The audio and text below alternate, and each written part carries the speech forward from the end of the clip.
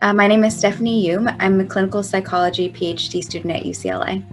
Yeah, there were a lot of reasons. I think that, as a clinical psychologist or in training, I was very interested in either doing therapy with individuals one-on-one or conducting research. And the research that I currently do is learning how to adapt and implement evidence-based treatments for mental health in communities where they serve low-income, marginalized individuals in order to reduce mental health disparities, particularly for minoritized racial and ethnic groups.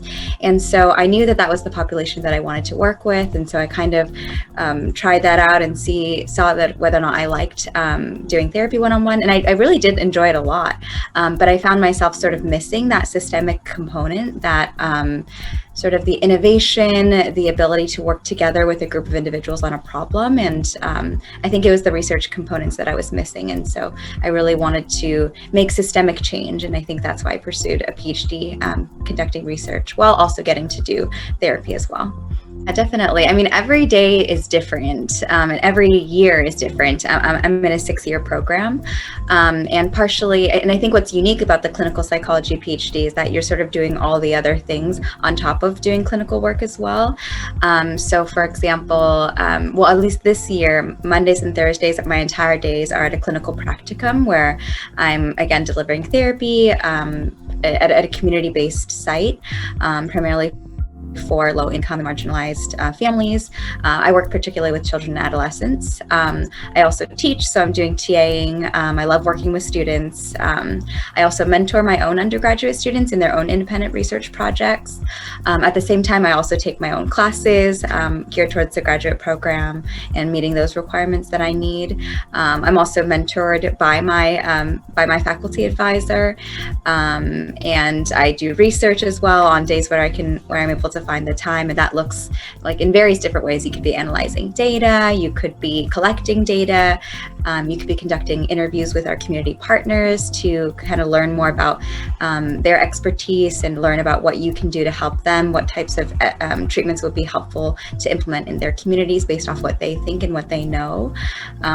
Yeah, so there's a lot of we wear a ton of different hats, right? We're teachers, we're students, we're mentors, we're mentees, we're clinicians, we're also supervised by supervisors. So there's a lot in a day, and every day is different. I mean, I think that UCLA as a whole is so well resourced, and I think that's something that really benefits me and benefits anyone who is a part of this program. So for example, we have free graduate stats consulting on campus, and that's just incredible. Like, not a lot of places have that.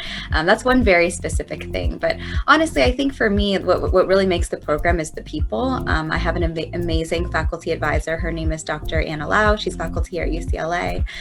She's everything that I could want or need in a mentor, and I think that's so necessary for when you're looking, at different programs and trying to connect with different faculty advisors. I also think, again, the people here, like my own cohort, I find a lot of support in my cohort and the people that are around me and in our lab. So I don't know. I think for me, what makes the program is the people. I mean, I think that in both senses,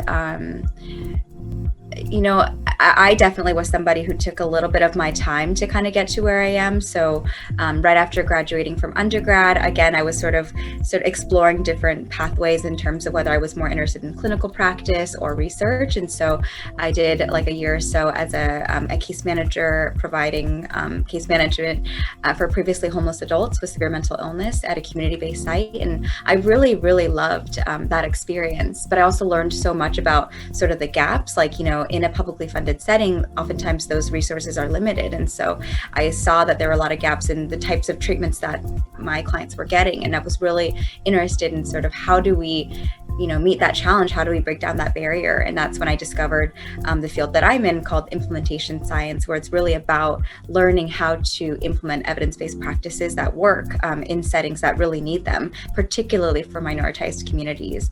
And so I wouldn't have discovered that field had I not sort of, taken this route after undergrad. And so after that, I did like a research post-bac and then applied to graduate school.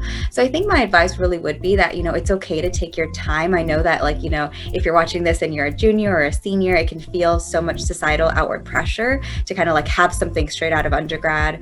But and I know sometimes it's really hard not to listen to that external pressure, but really, your life is yours. Everyone has their own trajectory, their own path, and it's okay to take a little bit of time to figure out if this is exactly what you want to do. And especially for me, in a 6-year program, right, you don't want to jump into it without knowing firsthand. So I think that's one piece of advice that I'd really like to give.